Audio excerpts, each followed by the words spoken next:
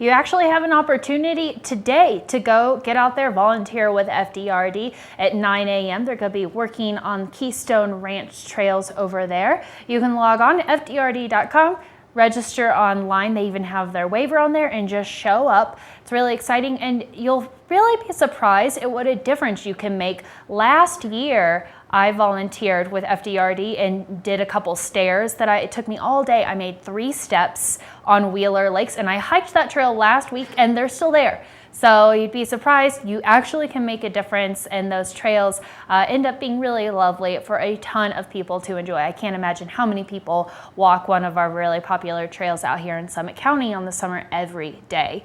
A lot of people on vacation, a lot of locals too. Speaking of vacation, I've got Larry Stone here.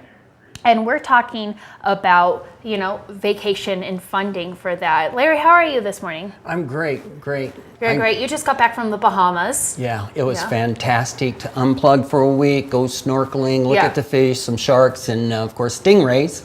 Oh my gosh, that's so cool. So you're telling me that you've got to do a little bit of financial planning for your vacations. Vacation can be really expensive. So what are some tax advantages that people can consider while they're traveling and on vacation and such? So unfortunately, not everybody gets to deduct vacations.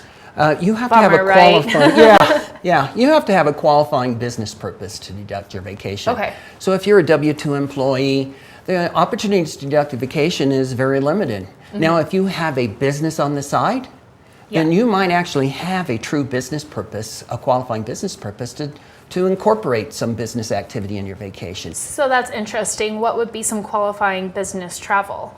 Well, so you can do a lot of things. Some of the things that I personally do is gather information to improve my business. Mm-hmm. And I look at gathering information to improve my ability to help people reduce their taxes. I look at obtaining new systems and processes, finding out how to market my business.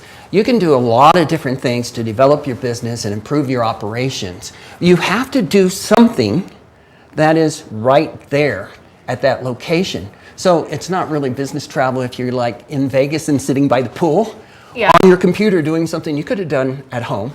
Right. But if you're networking, which a lot of business owners and people out here know that you're always kind of networking, does that qualify? That definitely qualifies. And you should really incorporate that into everything you do. Always be networking. That is, a really great saying that everyone can kind of steal from you, getting over there. So how much work would someone really have to do to qualify that? So you went to the Bahamas, right? Uh-huh. What if you only did like one day of work? So when I went to the Bahamas, I kind of wanted to unplug, and I actually went and visited with some people who would have made, if we had talked about business, it would have been a qualifying business activity. Mm-hmm. But we kind of swore not to talk about business and to unplug. Oh, that's nice. Yeah, and so it's basically just a personal trip, and so none of that was deductible. But many of the times when I go on business trips, I establish an intent to do business before I go by sending out an email saying, hey, I'm going to meet with you and talk with you while I'm there. Mm-hmm. And having the intent to go really qualifies for the business. You have to do something there at that location that you can only do that location.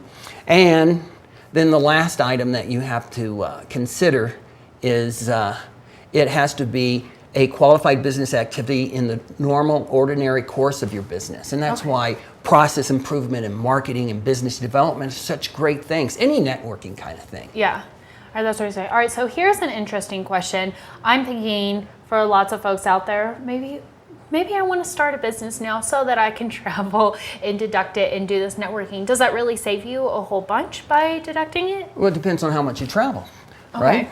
Yeah. Right? Yeah. Because is it like based on a percentage, or how does that work? Well, so basically, if you start a business and you're taking a trip that you wouldn't be deducting, you would actually get the amount of money you spend times your regular tax rate as a cash bonus to you, right? Okay. Because you're getting a tax break for the money you spent. And the kind of money you can deduct would be lodging, 100% of the lodging, the airfare, travel to and from, local transportation, any laundry and cleaning you did on the location, your meals, and then the laundry and cleaning after returning home. Okay. Oh, that sounds fantastic. So now that you're saying, I'm like thinking of budgets and all of that related to work, and I'm like, okay, yes, this all makes perfect sense. And it's really important you keep all of your receipts and you can track all of that. But sometimes it's really difficult to do that on your own, which is why people need someone like you to help them out, right? Well, what I find is people need someone to guide them in exactly what they can deduct and when they can deduct it and how to justify a true business expense. Yeah, and that's got to be really important because this gets into that almost gray area, you know, for some people that may be doing it incorrectly, and then they get in trouble with the government. Well, I don't see that as a gray area. Okay. The fact is there is a very specific rules on what the correct way is doing it. Okay. The reality is many people don't actually learn those rules and don't implement those rules. So it's not really a gray area if they just haven't followed the rules that's been established. Right. So you have to have someone that knows exactly what to do, rules when to do, are. how to do it, Yeah. and why. Okay. Oh, that's really interesting. So where can people find you specifically to help them out for that? Well, so you can call our office 970-668-0772, or you can reach us through our webpage, coloradotaxcoach.com. Okay. That's really exciting. Oh, and I just thought of one other thing that someone had talked to me about, and it was a question that you and I were talking about too, was, this may relate to a lot of folks at home that may be up here looking for investments in real estate for travel. So Right. does that count? Yeah, real estate, the acquisition of real estate is a true business activity, and you can count that. So if you buy the real estate, you have to deduct the expense, you have to amortize the expense over 60 months, but if you don't buy it, you deduct that immediately.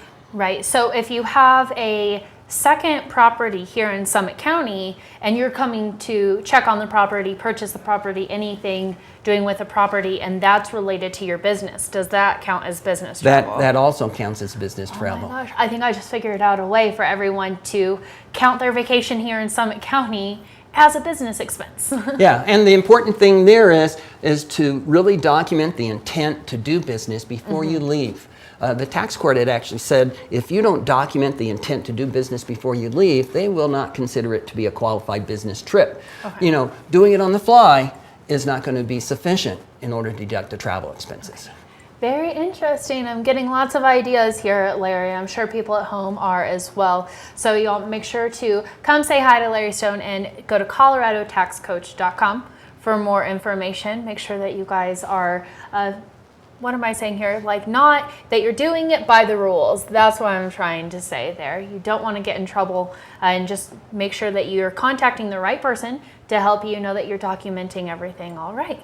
Yeah, that's perfect. That's the way to do it. Okay, thank you so much for coming on today, Larry. Everyone, we still have a lot more of Summit Sunrise for you today. Don't go anywhere. We'll be right back after this.